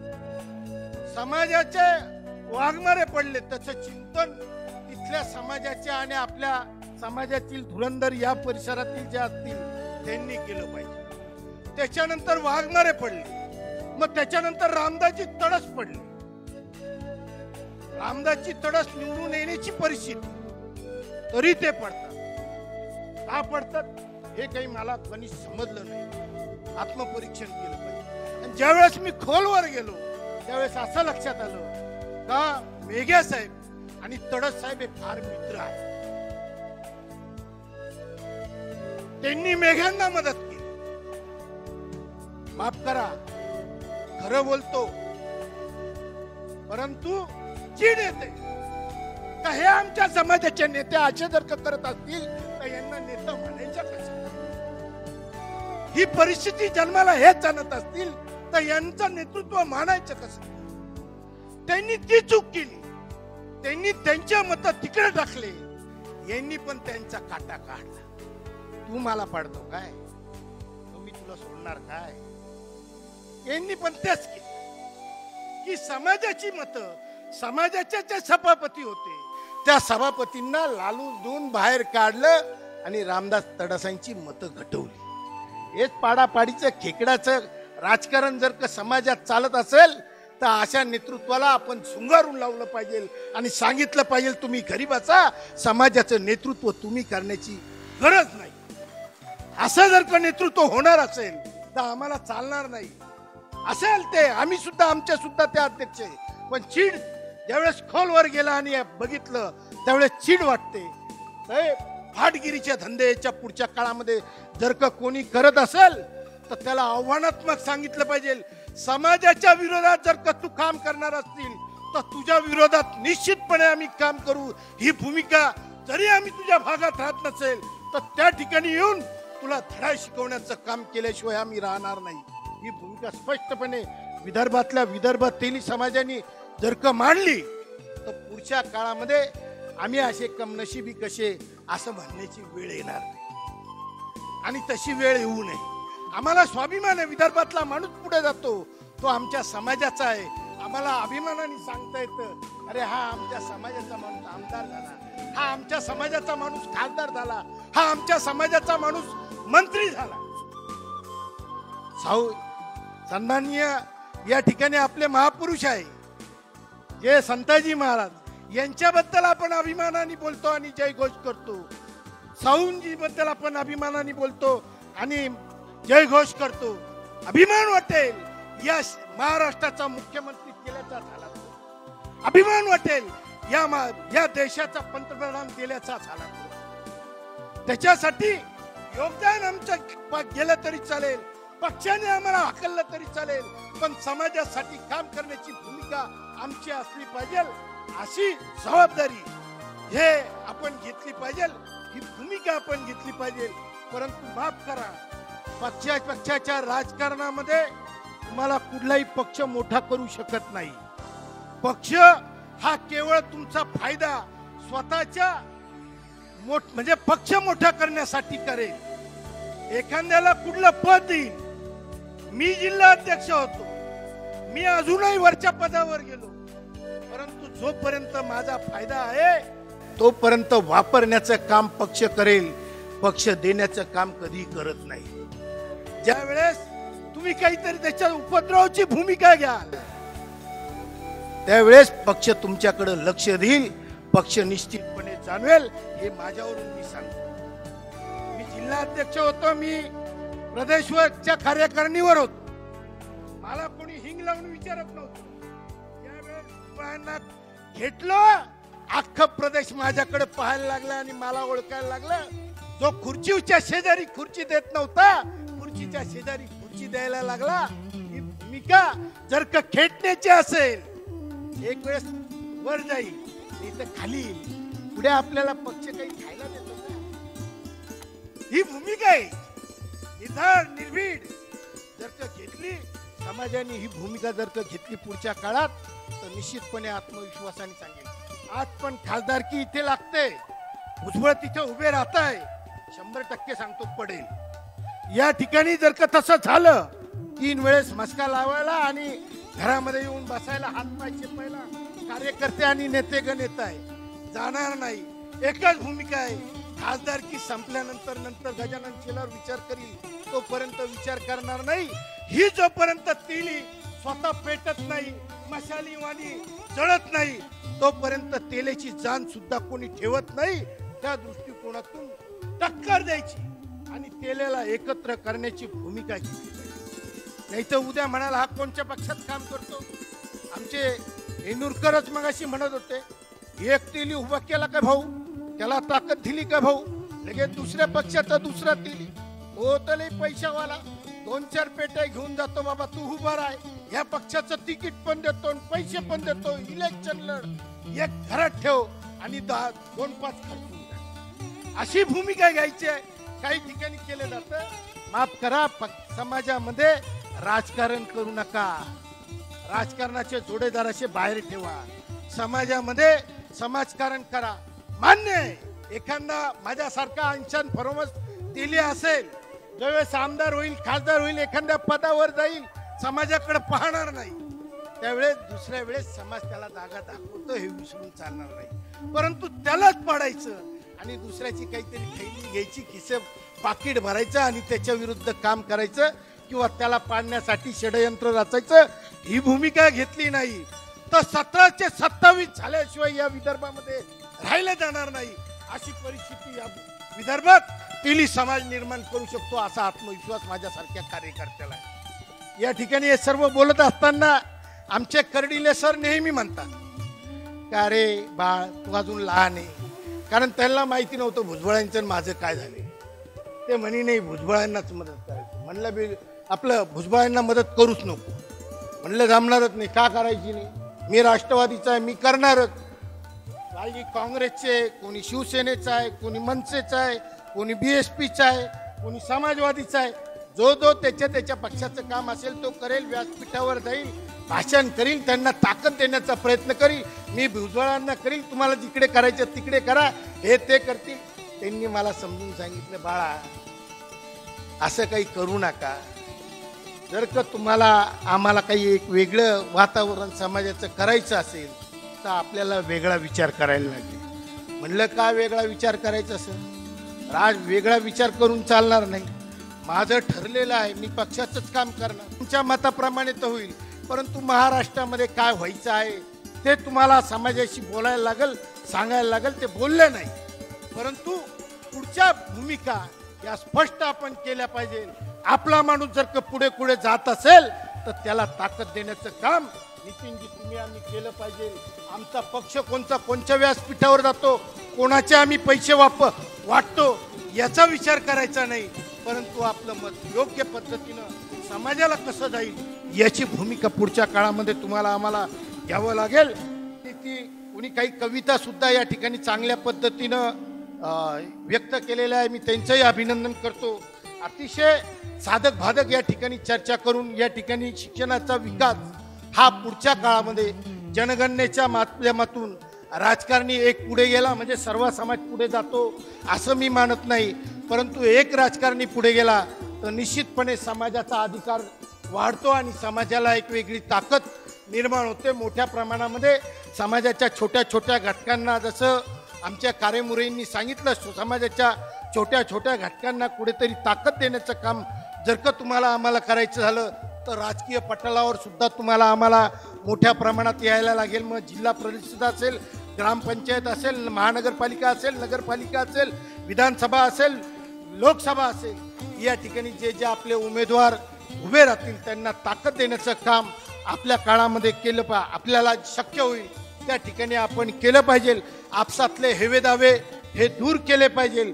या ठिकाणी पुन्हा एकदा या शिबिराचं ज्यांनी आयोजन केलं त्यांना मनापासून धन्यवाद देतो. मला या ठिकाणी एका छोट्या कार्यकर्त्याला मोठी ताकद दिली त्याबद्दल त्यांचे आभार व्यक्त करतो. तसंच आपण शेवटपर्यंत, कारण विलासजी काळेंनी मला सांगितलं होतं की आमच्या विदर्भामध्ये चिंतन शिबिर घेता आला, परंतु ते चिंतन शिबिराला कोण किती वेळ बसेल हे काही सांगता येत नाही. आमचा विदर्भाचा माणूस फिरत असतो, उठ बस जास्त करत असतो, परंतु मी विलासरावांना सांगतो की या ठिकाणी मोठ्या प्रमाणामध्ये विदर्भातले माणसं टिकून आहे. आमच्यासारखे हे बाहेरून आलेले फार कमी राहिलेले आहेत. पुन्हा ते सर्व उपस्थित असलेल्या सर्व या ठिकाणी सर्वांचं मी आभार व्यक्त करतो आणि विदर्भाची जबाबदारी पुन्हा एकदा आपण स्वतः नेते स्वतः कार्यकर्ते हे समजून आपल्यावर टाकतो. आपण या विदर्भामध्ये समाजाची ताकद वाढवा अशी विनंती करतो आणि माझ्या शब्दांना विराम देतो. जय हिंद, जय महाराष्ट्र, जय संताजी. चिंतन शिबिर म्हणजे आज आपल्याला राजकीय सत्ता हस्तगत करण्यासाठी एकच सिद्धांत अवलंबावा लागेल, तो म्हणजे एकीचं बळ. जोपर्यंत आपल्यामध्ये एकीचं बळ राहणार नाही तोपर्यंत आपण राजकीय सत्ता हस्तगत करू शकणार नाही. आज आपण पाहतो पंचायत समिती, नगर परिषद, ग्राम. हे चिंतन शिबिर आयोजकांचे नम्र निवेदन, गिरडे साहेबांचं नम्र निवेदन, संताजीला माझा नमस्कार. आणि हे खरोखरच विषय असा आहे की आपण इतका तेली समाज मोठा आणि आमदार किती आहे आपले, विचार करण्यालायकच आहे. तर याला 1.5 तास हा खूप कमी जाईल. तर याचं थोडंसं समयाचं जे आहे वेळेचं बंधन ते थोडं समोर करावे आणि या विषयावर जास्तीत जास्त चिंतन कसं करता येईल. आज पूर्व नागपूरला जसं समाज एकत्रीकरणात आला तर खोपडे साहेब हे आमदार झाले, तर आपल्या समाजाचे खासदार एकही नाही आहे हे आपल्याकरिता खंत आहे. आपण इतका मोठा तेली समाज आहो आणि खासदार कोण आहे आपला? कोणीच नाही. वर्धेचे 1 खासदार होते तेही आज नाही. तर आपल्याला हा विषय खूप जवळचा घ्यायचा आहे आणि आपण सर्वांनी या विषयावर, आणि मला असं वाटते की समाजाचे हेवे दावे हे प्रत्येक समाजात असतात, पण जेव्हा आपल्या समाजाचा व्यक्ती उभा आहे तर थोडंसं त्याला बाजूला ठेवून आपण हा विचार करायचा की आपल्या समाजाचा प्रतिनिधी तिथपर्यंत कसा जाणार. कारण की राजकीय क्षेत्रात आणि राजकीय जे वरचे प्रशासनिक कार्य आहे त्याच्यात जर आपले लोक नाही राहणार तर आपण काम कुठं करणार. आज मला सांगा, मंत्रालयाचं जर काम आपल्याला करायचं असेल आणि त्या मंत्रालयामध्ये जर आपला एकही आमदार किंवा खासदार नसेल किंवा आपला समाजाचा एकही बांधव मिनिस्टर नसेल तर आपण तिथं काय काम करू शकणार. बाकीचे लोक आपल्याशी माहिती आहे का, ते आपल्यासोबत राहतात. अदर समाजाचे लोक आपल्याला म्हणतात की आमच्या समाजाचा तो व्यक्ती चांगला नाही आहे, आम्ही त्याला सपोर्ट नाही करणार, पण आतमधून ते सर्व एक असतात. आणि हेच नीती आपण केली पाहिजे. जशी अंग्रेजांनी म्हटलं, राज्य फूट डालो राज्य करो, तसं वालं काम आपण केलं पाहिजे. आणि आपण आपल्या समाजाची पूर्ण शक्ती त्यांना दाखवली पाहिजे, प्रत्येक संघटनात दाखवली पाहिजे की आम्ही आमच्या समाजाला जर तुम्ही बाजूला केलं तर आम्ही तुम्हाला काय करू शकतो. हे जर आपण त्या पक्षांना किंवा प्रत्येक व्यक्तीला दाखवू शकलो तर मला नाही वाटत की आपले लोक तिथपर्यंत पोहोचणार नाही. चिंतन शिबिराकरता उद्घाटक म्हणून लागलेले मंचावरचे सर्व मान्यवर आणि दुरून आलेल्या समाज बांधवांनो, भगिनींनो, इतक्या प्रचंड मोठ्या विषयाचं चिंतन शिबिर आणि त्यावर 5 मिनिटात मत मांडून मोकळं व्हावं. मला असं वाटते की शिबिराला 2 दिवसाचा अवधी दिला असता तर बरं झालं असतं. कारण समाजाच्या विविध क्षेत्रातले सर्व विचारवंत, सुज्ञ आणि तज्ज्ञ मान्यवर इथे आले आहेत आणि सगळ्यांचे विचार हे अत्यंत मोलाचे राहणार आहे. त्यामुळे कृपया आपण पुढच्या वेळी ही काळजी घ्यावी अशी माझी नम्र विनंती. खरं आहे की राजकीय क्षेत्रात आपण फार मागे आहोत. मुंबईच्या पटलावर, दिल्लीच्या पटलावर आपली साधी दखलही घेतल्या जात नाही, हा गेल्या अनेक वर्षाचा अनुभव आहे. आज इथे आपण जे समाज चिंतन शिबिर इथे आयोजित केलेलं आहे त्याचं महत्त्व सर्वप्रथम आपल्याला समाजाला पटवून द्यायचं आहे की चिंतन शिबिर म्हणजे काय. चिंतन शिबिर म्हणजे आज आपल्याला राजकीय सत्ता हस्तगत करण्यासाठी एकच सिद्धांत अवलंबावा लागेल, तो म्हणजे एकीचं बळ. जोपर्यंत आपल्यामध्ये एकीचं बळ राहणार नाही तोपर्यंत आपण राजकीय सत्ता हस्तगत करू शकणार नाही. आज आपण पाहतो पंचायत समिती, नगर परिषद, ग्राम, आपला महानगरपालिका, लोकसभा, विधानसभा, इथे आपण एखादा उमेदवार उभा करतो पण आपण तेली समाजाचं जे संघटन दाखवून त्याला आपण विजयी करू शकत नाही. त्यासाठी आपल्याला सर्वांचं सहमतीने किंवा एखाद्या नेत्याच्या याच्याखाली आपल्याला त्याला निवडून द्यावं लागते. पण जोपर्यंत आपण आपलं एकीचं बळ दाखवणार नाही तोपर्यंत आपल्याला राजकीय सत्ता हस्तगत येणार नाही. आणि जोपर्यंत आपण राजकीय सत्ता हस्तगत करणार नाही तोपर्यंत आपल्या समाजाची उन्नती आणि प्रगती होणार नाही, हे मी इथे तुम्हाला पटवून देते. समाजात आपलं जर संघटन पाहिलं तर संघटन पाहता क्षणी आपल्याला असं दिसेल की आपली राजकीय शक्ती ही आता निमवल्या गेली पूर्णपणे विझली. म्हणजे मला थोडक्यात असं म्हणायचं आहे की सारेच दीप मंदावले ज्योती विजू विजू झाल्या, सारेच दीप मंदावले ज्योती विजू विजू झाल्या, जळ घालून प्राण द्यावे पतंगाने, असे तेज कोठे कोठे कोठे कोठे कोठेच दिसत नाही. चिमूर विधानसभेत जर तेली समाज एकत्रित आला तर चित्र नक्कीच बदलू शकते आणि चिमूर विधानसभेची जागा ही तेली समाजाच्या ताब्यात आल्याशिवाय राहणार नाही. मी असं सांगू इच्छितो, समाजांनी एकत्रित व्हावा. समाज जो निर्णय घेईल तो मला मान्य राहील. आणि परत एक सांगतो की समाजामधून जे खासदार आमदार निवडून येतात त्यांनी समाजाकडे लक्ष दिलेलं पाहिजे. गरीब समाजातील लोकांना काम केलं पाहिजे. नाहीतर समाजाचे जे प्रतिनिधी झाले तर विशेष करून लक्ष्मीकडे लक्ष देतात, तर तो मार्ग सर्वांनी दुर्लक्षित करून समाजाची सेवा केली पाहिजे. राजकीय सत्ता हस्तगत करण्याकरिता सामाजिक संघटन किती महत्त्वाचे आहे या विषयावर बोलताना वाहत्या प्रवाहासोबत कुणीही व्यक्ती स्वतःला सहजपणे वाहून नेऊ शकते, पण त्या प्रवाहात थांबणं किंवा त्या प्रवाहाविरुद्ध प्रवास करून आपला किनारा गाठणं भल्याभल्यांना जमत नाही. आणि सर्वात महत्त्वाची गोष्ट आपल्याला इथे तेच करायची आहे. आजवर आपल्या महाराष्ट्रात 13% असणारा हा समाज, विदर्भात त्यापैकी 65% असणारा हा समाज अजूनही राजकीय क्षेत्रात का पुढारलेला नाही याची कारणं मीमांसा शोधणं सर्वात महत्त्वाचं आहे. आम्ही मागे आहोत, आमच्याकडे राजकीय संघटन नाही किंवा आमच्याकडे शक्ती नाही, हा विचार करत बसल्यापेक्षा आपण त्या विचारावर वर्क करणं ही सगळ्यात महत्त्वाची गोष्ट आहे. समाजाच्या प्रत्येक व्यक्तीनं राजकीयदृष्ट्या जागरूक होऊन समाज उन्नतीसाठी काम करावं हे महत्त्वाचं ठरेल. प्रत्येकाने आपापल्या क्षेत्रात समाज बांधवांसाठी त्यांच्या उत्कर्षासाठी कोणतेही किंतु परंतु न ठेवता काम केलं म्हणजे समाजातील तळागाळातल्या व्यक्तींना समाजाबद्दल आपुलकी वाटेल आणि ह्यातूनच राजकीय इच्छाशक्ती वाढण्यासाठी पाठबळ मिळेल. आज तेली समाज म्हणून जेव्हा एकत्र येतो तेव्हा तेली समाजाची काही ज्येष्ठ मंडळी एकत्रित येतात, विचार करतात. पण या तेली समाजामध्ये विद्यार्थी आहे, या तेली समाजामध्ये तो व्यापारी वर्ग मोठ्या प्रमाणे आहे. त्या वर्गाचा आपण कधीतरी प्रतिनिधित्व घेण्याचा प्रयत्न, त्याचा विचार हा सर्व प्रकारे एकच असला पाहिजे. आपण जेव्हा जेव्हा आपले किती आमदार होते, किती खासदार होते हा विचार करतो, पण कृपया आता ती परिस्थिती नाही. प्रत्येकाने ठरवलं पाहिजे की ज्या काही आमच्या संघटना चालतील ह्या एक विचाराने चालल्या पाहिजे. समाजातील सगळे विषय घेऊन त्या संघटना चालल्या पाहिजे. महाराष्ट्रामध्ये आपले खासदार नाही ही गोष्ट खरी आहे. तसंच सांगितल्याप्रमाणे आपले आमदार पण 3 किंवा 4 म्हणजे बोटावर मोजणारे आहे. पण याचं कारण महत्त्वाचं म्हणजे मला असं वाटतं की आपल्याला तेवढ्या पद्धतीने ज्या हिशोबाने आपल्याला प्रतिनिधित्व मिळाला पाहिजे, उमेदवारी मिळायला पाहिजे ते आपल्याला मिळत नाही आहे. आणि जर ती मिळाली, मागच्या वेळेतच सगळ्यांना माहिती आहे की माणिकराव वैद्य इथे उभे होते लोकसभेला. माणिकराव वैद्यांना 1,18,000 वोट मिळाली, मते मिळालीत. पण नागपूरची जी संख्या आपण बघतो, लोकसंख्या तेली समाजाची ती 4 लाख आहे. 4 लाखामध्ये आपल्याला 1,18,000 अशी होतं मिळतात, ती पूर्णपणे तेल्यांची नाही. याचा अर्थ असा होतो, मला असं वाटतं की आपण जरी हे चर्चा करत असलो पण आपण आपल्या माणसाला मतं देत नाही. संघटना आणि सामाजिक संघटनेचं काय महत्त्व आहे हे मी तुम्हाला एकाच शब्दात सांगते.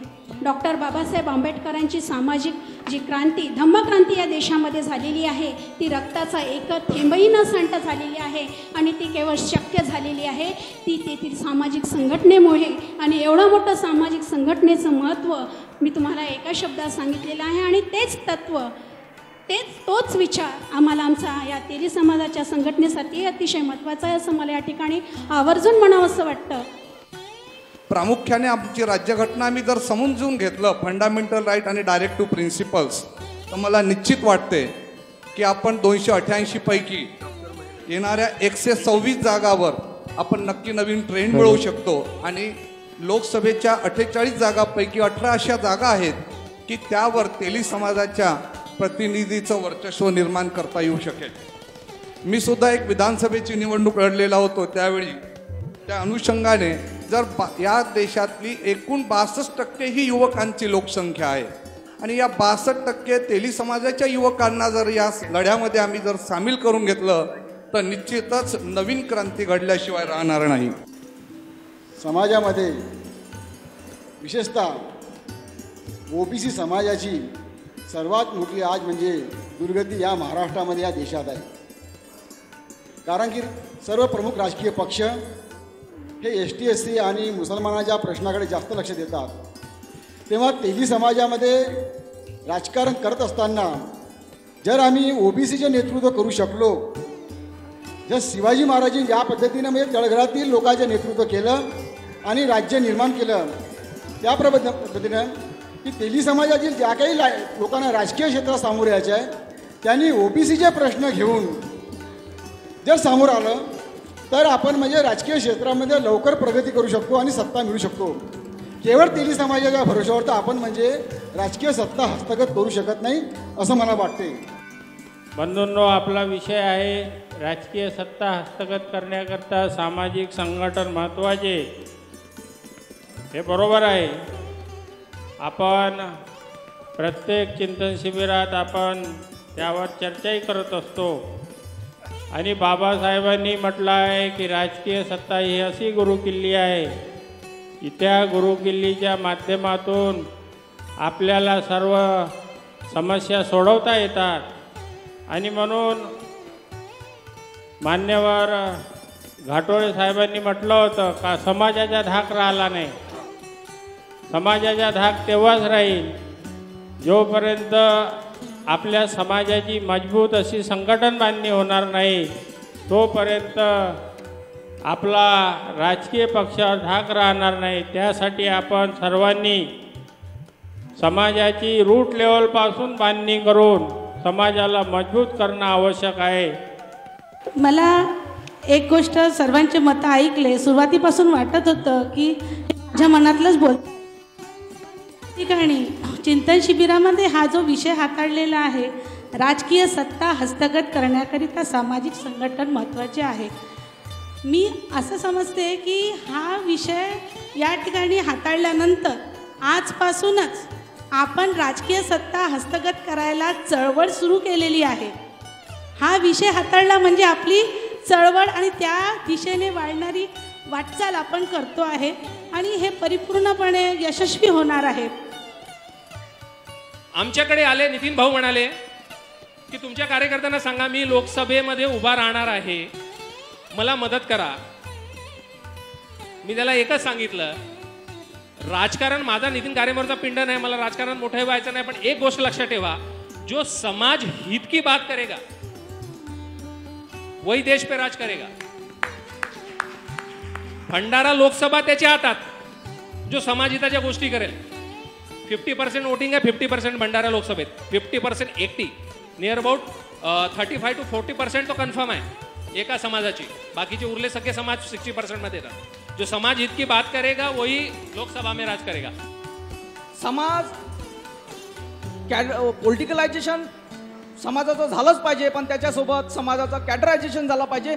समाजाचा इतकी विचार करण्याची क्षमता निर्माण झाली पाहिजे की तो समाजाचा जो आमच्या समाजाचा माणूस आहे तो आमच्या नेतृत्व करेल का, राज्यसभेत जाऊन, लोकसभेत जाऊन, विधानसभेत जाऊन, याची जर आम्ही निवड करण्यायोग्य आम्ही समाजाला बनवू शकलो तर राजकीय सत्ता मिळवणे आमच्यासाठी कठीण असणार नाही. म्हणून आम्हाला समाजात जागृती करणे महत्त्वाचे आहे. फार महत्त्वाचा मुद्दा सर आपण मांडला. सभापती महोदयांची तीच इच्छा होती. ज्यावेळेस आपण नागपूरला आलो, नागपूरला येताना राजकीय सत्ता हस्तगत करण्यासाठी सामाजिक संघटन आणि त्याची आवश्यकता हा एक विषय त्या ठिकाणी आपण मांडला. हा विषय विदर्भात मांडण्याचं प्रयोजन एवढंच आहे की ज्यावेळेस उर्वरित महाराष्ट्रामध्ये आम्ही फिरतो त्यावेळेस उर्वरित महाराष्ट्रामध्ये आम्ही अल्पसंख्याक नाही पण अल्पसंख्य असतो आणि विदर्भामध्ये आम्ही बहुसंख्य आहे. तेव्हा विदर्भामध्ये बहुसंख्य आहे तेव्हा ज्यावेळेस निवडणुकीचे पडघम वाजायला लागतात आणि निवडणुकीतून निवडून येण्याचे स्वप्न समाज बांधव पाहायला लागतात त्यावेळेस त्याची पार्श्वभूमी आणि त्याची भूमी या दोन्ही गोष्ट विदर्भच असते. आमचा समाज आज देशामध्ये मोठ्या प्रमाणामध्ये आहे, परंतु संघटित नसल्यामुळे आज त्या समाजाला काहीही कोणी विचारत नाही अशी परिस्थिती निर्माण झालेली आहे. आज मी बुलढाणा जिल्ह्यातून येतो. मलकापूर मतदारसंघामध्ये माझं गाव नांदुरा आहे. आज 14,000 समाज तिथं मतदान आहे तेली समाजाचं. परंतु काही विशिष्ट लोक जे आहेत आपल्या समाजातले जे श्रीमंत आहेत आणि त्यांच्या भानगडीमुळे हा सर्व आज गरीब समाज ज्यांना खरोखर आज मदतीची किंवा काहीतरी मोठ्या लोकांच्याकडून किंवा समाजाकडून आशा आहे, त्या मोठ्या लोकांच्या भानगडीमध्ये आज सगळा समाज भरडला जात आहे. त्यामुळे आपण जे आपले अहमपणा आहे तो बाजूला सारून समाजासाठी कसं एकत्रपणे येता येईल याचा विचार करावा. या ठिकाणी सर्वांना सांगितलं गेलेलं आहे संघटन कसं करावं, कुठल्या पद्धतीने करायचंय. संघटन असं करायला लागतं की तो मनुष्य पहिला सामाजिक कार्यकर्ता आहे का नाही हे शोधणं महत्वाचं आहे. त्याच्या अंगी ते गुण आहे का नाही ते महत्वाचं आहे. तो काय करणार आहे समाजासाठी, किती धडपड करणार आहे, किती पळणार आहे आणि कोणासाठी पळणार आहे. गरीबातल्या गरीबासाठी, मोठ्यांच्या मोठ्यांसाठी का श्रीमंतांसाठी, ह्याचं त्याचं कार्य पहिलं पाहिजे. मित्रांनो, आज तेलाच्या फॅक्टऱ्या जर आमच्या येत नसतील, आमच्या लोकांजवळ जर नसतील, म्हणजे जर उद्योगशील हा जो समाज होता की असं म्हणायचे की बिल्ली के 20 और तेली के 30, म्हणजे सकाळी उठल्यावर याचं तोंड पाहू नये. याचं कारण असं आहे की हा एक उद्योगशील समाज होता आणि हा लोकांना उधारीवर ज्यावेळेला तेल विकायचं आणि ते पैसे वसूल करायला हा सकाळी जायचा. कारण की त्याला माहिती होतं रात्रीच्या वेळेला लोक खाऊन पिऊन राहतात, पैसे वसूल होत नाही, म्हणून हा सकाळी जायचा. आणि म्हणून लोकांनी ते मन पाडली की बाबा सकाळी सकाळी याचं ते तोंड पाहू नये. मित्रांनो, हा एवढा उद्योगशील समाज होता. आज या समाजाची परिस्थिती काय याचा आपण विचार केलेला बरा. आणि ज्या वेळेला आपण समाजाच्या विकासाबद्दल बोलतो त्यावेळेला आपल्यासमोर काही रोल मॉडेल असले पाहिजे. म्हणजे समाजाचा विकास म्हणजे काय, की आपल्या समाजाचे किती IAS IPS ऑफिसर आहेत, किती उद्योजक आहेत, किती लेखक कवी आहेत किंवा किती ऑफिसर्स आहेत, याचा आम्ही ज्यावेळेला विचार करतो त्यावेळेला एका समाजाचं उदाहरण प्रकाशाने समोर येते. मित्रांनो, याच्यामध्ये जे चिंतनाचा जो विषय होता की समाज संघटित होऊन राजकारणी बदल कसे घडवून आणू शकतो, अशा प्रकारे विषयाची मांडणी होती. त्यामध्ये शेवटी सभापत्यांनी असं ठरवलं की जिथे कुठे समाजातील सशक्त उमेदवार उभे असतील आणि जी पार्टी आपल्या समाजाला जास्तीत जास्त तिकिटं देतील, उमेदवारी देतील, अशा समाजाला आपण अशा पक्षाला आपण निवडून आणू. हा तमाम महाराष्ट्रातील परिवर्तनवादी चळवळीच्या लोकांनी एकत्रित येऊन फुले शाहू आंबेडकर कांशीरामजीची विचारधारा जनमानसापर्यंत पोहोचवण्याचं जे लोक काम करत आहेत, या विचारधारेतून हा विषय दिला गेलेला आहे. विषय आहे या शिबिराचा होता राजकीय सत्ता हस्तगत करण्यासाठी सामाजिक संघटन महत्त्वाचे. याचा विषयच बाबासाहेब आंबेडकरांची जी चळवळ आहे. बाबासाहेब आंबेडकर जिवंत असताना महाराष्ट्रातल्या तमाम परिवर्तनवाद्यांनी बाबासाहेबांना सहकार्य केलं, पण भंडाऱ्यामध्ये पराभूत झाल्यानंतर उत्तर प्रदेशमधल्या OBC बांधवांनी डॉक्टर बाबासाहेब आंबेडकरांना तिथे बोलवलं. त्या OBC बांधवांसमोर बोलताना डॉक्टर बाबासाहेब आंबेडकर असं म्हणाले की मी तुम्हाला दलितांसोबत आंतरजातीय विवाह करा असं बिलकुल म्हणणार नाही, दलितांसोबत मांडीला मांडी लावून जेवण करा असंही बिलकुल म्हणणार नाही, परंतु दलित बांधव आणि इथला OBC बांधव एकत्रित या आणि इथली सत्ता हातात घ्या. इथली सत्ता जेव्हा तुम्ही हातात घ्याल तेव्हा या उत्तर प्रदेशचा मुख्यमंत्री KC पंत हा तुमच्या जोड्याचे लेस बांधण्यापर्यंत त्याची मानसिक तयारी होईल आणि तो लेस बांधेल. या पद्धतीचं वक्तव्य एक परिवर्तनवादी व्यक्ती, जगालाही विद्वत्तेचे धडे देणारा व्यक्ती, जगामध्ये फुले शाहू आंबेडकर विचारधारेचं राज्य ज्यांच्या विचारधारेमुळे होऊ शकते अशा माणसाचे विचार माझ्या समाजामध्ये पेरण्याचं काम या चिंतन शिबिराच्या माध्यमातून आम्ही केलेलं आहे.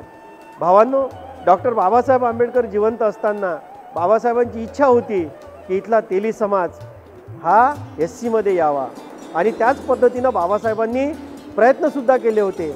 SB सिंग चौरेशिया नावाच्या आमच्या समाजाच्या व्यक्तीला घेऊन त्यांनी सायमन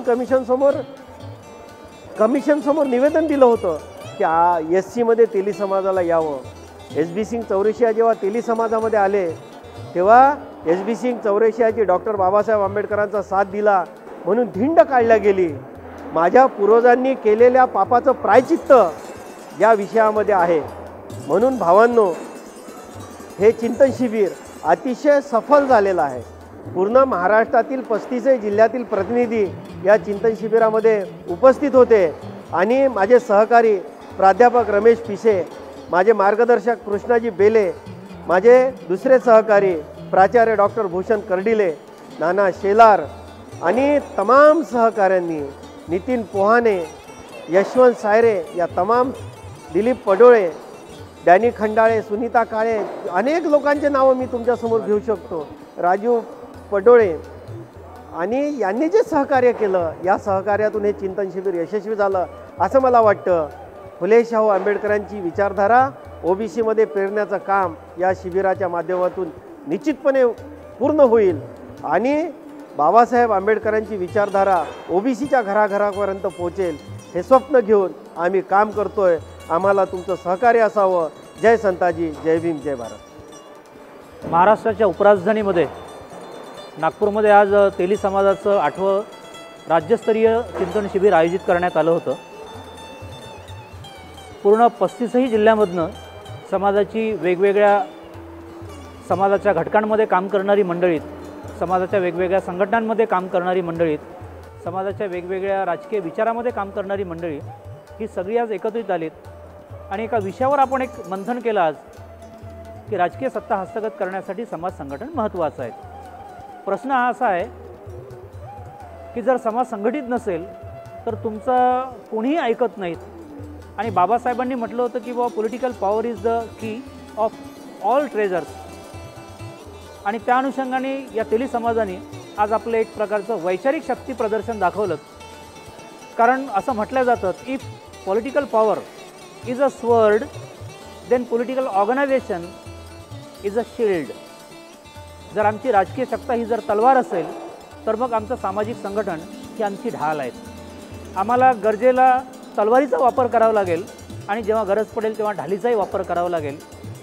हेच आम्ही बाबासाहेबांच्या शिका संघटित व्हा आणि संघर्ष करा यातनं शिकलेलो आहेत. कारण तेली समाजाला बहुजनवादी विचारांशिवाय दुसरा पर्याय नाहीत. आणि बहुजन समाज नायक आदरणीय कांशीराम साहेब यांनी तेली समाजाची ही जी खऱ्या अर्थाने जी दुर्दशा आहेत ती ओळखली आणि खास करून तेली बांधवांनी, ओबीसी बांधवांनी या चळवळीमध्ये विचारांनी पुढे यावं हे जे आव्हान केलं हे आज विलास काळेजी, यशवंत सायरेजी, इंजिनियर राजेंद्र पडोळेजी, इंजिनियर ओम मांडवकरजी आणि माझ्यासारखी माणसं ही आज पुढे येऊन बाबासाहेबांची मुवमेंट, फुले शाहूंची मुवमेंट, कांशीरामजीची मुवमेंट आज पुढे रेटत आहेत. कारण जर आपण असं म्हणतात एक सोच भी पूरी दुनिया बदल सकती है आणि ती सोच आहे की आम्ही संघटित राहिलं पाहिजेत. आमचा फायदा कशामध्ये आहेत, नुकसान कशामध्ये आहेत हे आम्ही जाणलं पाहिजेत. आणि आमचे आदरणीय कृष्णाजी बेलेत हे आम्हाला नेहमी सांगतात की हे जे बीटीचं वाण आहेत, B for Buddhist and T for Teli, हे जे बीटीचं वाण जर महाराष्ट्रामध्ये आणि खास करून जर विदर्भामध्ये जर चांगल्या रीतीने या राजकीय मातीमध्ये जर पेरल्या गेलं तर भरघोस पीक भविष्यामध्ये आल्याशिवाय राहणार नाहीत. या हेतूनच आजचं हे इथे शिबिर होतं आणि पूर्ण महाराष्ट्रामध्ये बाबासाहेबांचा विचार, फुले शाहूंचा विचार, ओबीसींचा विचार, बहुजनांचा विचार पेरल्या जावात आणि राजकीय सत्ता हस्तगत करण्यासाठी जे काही वैचारिक समीकरणं आहेत ती आम्ही साधत जावीत, जेणेकरून बहुजनांचा विचार, तेली समाजाचं भविष्य आणि बहुजनवादी विचारसरणी ही येणाऱ्या काळामध्ये महाराष्ट्रामध्ये रुजविल्या जाईल आणि खऱ्या अर्थाने बहुजन हिताय, बहुजन सुखाय, किंबहुना सर्वजन सुखाय, सर्वजन हिताय ही जी विचारसरणी आहेत ही समाजामध्ये रुजवल्या जाईल. म्हणून हे शिबिर होतं आणि हे शिबिर 100% नव्हे तर 200% केवळ शक्तीच्या दृष्टिकोनातनं नव्हे तर वैचारिक प्रबोधनाच्या दृष्टिकोनातने हे सफल झालं असं मी मानतो. जय संताजी, जय भीम.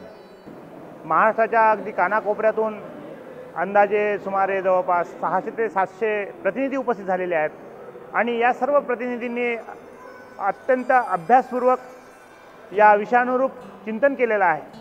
हे त्यांचं चिंतन महाराष्ट्रामध्ये तेली समाजाची एक मोठी शक्ती निर्माण होणार आहे यात काही वाव दिसत नाही आहे आणि हे चिंतन शिबिर यशस्वी झाल्याचं हे एक पावती आहे असं मला वाटते. आणि या दृष्टिकोनातून डॉक्टर बाबासाहेब आंबेडकरांनी सांगितलं होतं की संघटित व्हा, संघर्ष करा. समाजाचं जे समाज संघटन आम्ही चालवतो त्या समाज संघटनेच्या माध्यमातून या समाजाच्या मदतीने आपल्याला जे काही आज राजकीय चित्र आपल्या डोळ्यासमोर उभे आहे, जे चित्र भयान चित्र आहे आणि हे चित्र कुठेतरी बदललं पाहिजे या दृष्टिकोनातून एक वेगळं समाजाचा माणूस आणि समाजाचे प्रश्न घेऊन पुढे जाणारा एक कार्यकर्ता तयार व्हावा आणि तोच माणूस आपल्या लोकसभेत असेल किंवा विधानसभेत असेल त्याच पद्धतीने तो तिथेही बोलला पाहिजे. ही आमच्या समाजाची मानसिकता तयार व्हावी या दृष्टिकोनातून इथे एक चिंतन शिबिर आम्ही आयोजित केलेलं होतं आणि संपूर्ण महाराष्ट्रातून इथे आम्हाला जो प्रतिसाद मिळाला खरंच तो प्रतिसाद खूप चांगला होता. कारण चिंतन करणारी जी माणसं असतात ती चर्चा करत असतात आणि चर्चा करत असताना त्यातून त्यांनाच त्यांच्या प्रश्नाची उत्तरं मिळत असतात आणि खऱ्या अर्थाने चिंतन करत असताना मी एक तेली समाजाची जरी कार्यकर्ती असली तरी मी जे कार्य करत आहे ते कार्य हे फुले शाहू आंबेडकरांच्या विचारांचं आहे. कारण जेव्हा आपण एखादा विचार मांडतो किंवा विकासाच्या संधी आपण बोलण्याचा प्रयत्न करतो, विकासाच्या संधी आपण समाजापर्यंत सांगतो, तेव्हा डॉक्टर बाबासाहेबांचा विचार असेल, महात्मा फुलेचा विचार असेल, सावित्रीबाईचा विचार असेल, शाहू महाराजांचा विचार असेल, हे जे माणसाला माणूस घडवण्याचा जो काही विचार असेल तो विचार माझ्या समाजापर्यंत गेला पाहिजे आणि खऱ्या अर्थाने माणूस घडला पाहिजे. इथे विषय होता की आमच्या समाजातील जे काही उद्योगपती असतील त्या उद्योगाचा आमचा जो ऱ्हास झालेला आहे तो ऱ्हास कसा झाला आणि काय झाला, त्याला कुठली परिस्थिती कारणीभूत होती किंवा शिक्षण आणि आमच्या समाजाचं सांस्कृतिकीकरण कसं आहे की शिक्षणाच्या संदर्भात आज शिक्षण डिग्र्या खूप लोकांच्या घरात आहेत पण शिक्षणाने माणूस घडवला का, शिक्षणाने माणूस खरंच घडतो आहे का, हे शिक्षण कशा पद्धतीचं असलं पाहिजे, आमची पाठ्यपुस्तकं कशी असली पाहिजे, आम्हाला खऱ्या अर्थानं शिक्षण देणारी जी व्यवस्था आहे, बहुजनवादी विचारसरणी देणारी जी व्यवस्था आहे ती विचारसरणी आमची तयार झाली पाहिजे. तशी पुस्तकं ती शिक्षण व्यवस्था तयार झाली पाहिजे. एवढंच नाही तर माझ्या तेली समाजाचं जे सांस्कृतिकीकरण आहे ते खऱ्या अर्थाने माणसाला माणूस जोडण्याचं जे सांस्कृतिकीकरण निर्माण झालं पाहिजे. एवढंच नाही की माणसामध्ये वेगवेगळ्या धर्माच्या नावाखाली त्याचं वेगवेगळ्या प्रकारे त्याचं धर्म मी श्रेष्ठ ही भावना त्याच्या मनामध्ये निर्माण होऊ नये, त्याचं सांस्कृतिकीकरण एक चांगल्या पद्धतीने व्हावं.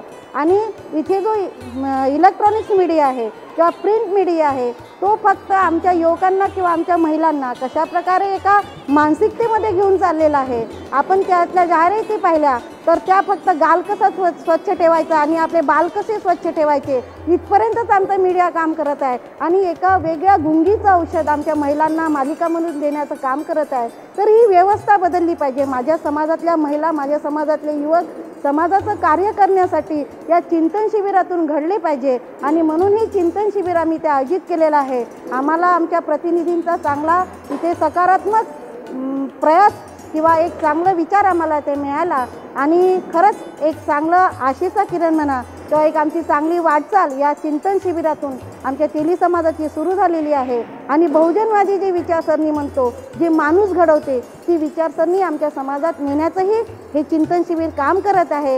या चिंतन शिबिराच्या माध्यमातून मला एवढंच सांगा असं वाटते. जय संताजी, जय ज्योती, जय भीम. या शिबिरामुळे आज एक नवी उमेद, नवी आशा, नवी विजयाची कल्पना आम्हाला मिळाली. त्याबद्दल सर्व कार्यकर्त्यांचे, पदाधिकाऱ्यांचे मी मनपूर्वक आभारी आहे. आणि या चिंतन शिबिराच्या निमित्ताने का नसो, आज आम्हाला समाजात कोण लोक किती मोठ्या पदावर गेले आहेत आणि काय आज समाजाची दिशा ठरलेली आहे आणि कोणत्या लेवलवर आम्ही यशस्वी होऊ शकतो, कोणत्या लेवलवर आम्ही काम करू शकतो, कसा उच्चांक गाठू शकतो याची कल्पना, याची अनुभूती आज वेगळं असं एक सामाजिक संघटना ह्या राजकीय हस्तगत करण्यासाठी कशा उपयोगी पडणार यामध्ये असं निघलं की सगळ्यांनी एकत्रित येऊन समाजाची संघटित होऊन मदत करावी व राजकीय नेत्यांना, आपल्या समाजाच्या राजकीय नेत्यांना निवडून द्यावेत. तेली समाजात राजकीय जागृती यावी आणि राजकारणाचं महत्त्व किती आहे, सत्ता ही कशी महत्त्वाची असते, ती राजकीय असो, प्रशासकीय असो, साहित्य असो, मीडिया असो, त्याचं महत्त्व आणि तिची आवश्यकता किती आहे या दृष्टिकोनातून समाजाच्या लोकांचं प्रबोधन व्हावं या दृष्टीने या ठिकाणी आज तेली समाजाच्या वतीने चिंतन शिबिराचं आयोजन करण्यात आलेलं होतं.